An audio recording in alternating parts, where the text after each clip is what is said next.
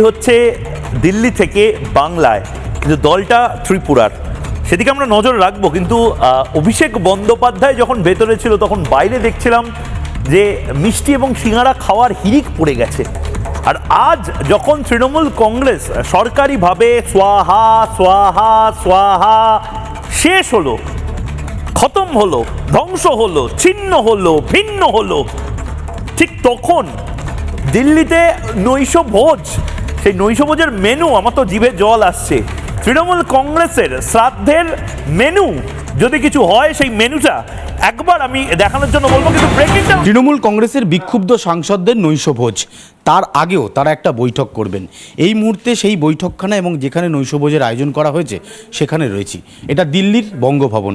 একবার ছবিটা দেখাতে বলবো। এখানেই তৃণমূলের যারা বিক্ষুব্ধ সাংসদরা রয়েছেন, যারা ইতিমধ্যেই ভূপেন্দ্র যাদবের বাড়িতে বৈঠক করেছেন, তারা এখানে আসবেন এবং এখানে এসে তারা বৈঠক করবেন। বৈঠকের পর তাদের নৈশভোজের ব্যবস্থা রয়েছে।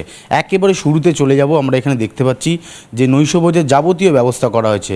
রুটি থাকছে, লুচি থাকছে, মশলা আলুর দম থাকছে, তারপরে স্ট্রিম রাইস, সাদা ভাত, মুগ ডাল, আলু ভাজা, পটল দরমার ব্যবস্থা করা হয়েছে। এখানে ইলিশ ভাপা থাকছে। আমি পার্থক্য বলবো আর একটু ছবিটা দেখাতে। ইলিশ ভাপা রয়েছে, তার পাশে মটন কষা রয়েছে এবং আমের চাটনি, পাঁপড় এবং সন্দেশ, রাজভোগ, মিষ্টি দই, এই সমস্ত অ্যারেঞ্জমেন্ট করা হয়েছে। যারা রয়েছেন আমি একটু কথা বলবো। কতজন সাংসদরা এখানে থাকছেন, আজকে কি অ্যারেঞ্জমেন্ট থাকছে? এখানে আজকে 20 জনের মতো অ্যারেঞ্জমেন্ট করা হয়েছে। ওটা হয়তো বেড়ে 22 জন হতে পারেন। তা আমাদের এই আইটেমসগুলো রেডি হয়ে গেছেন। ওনাদের সব বাঙালি খাবার। ক্যামেরায় পার্থ সারথী রয়ের সাথে অনুপম পাত্র, রিপাবলিক বাংলা, নয়াদিল্লি।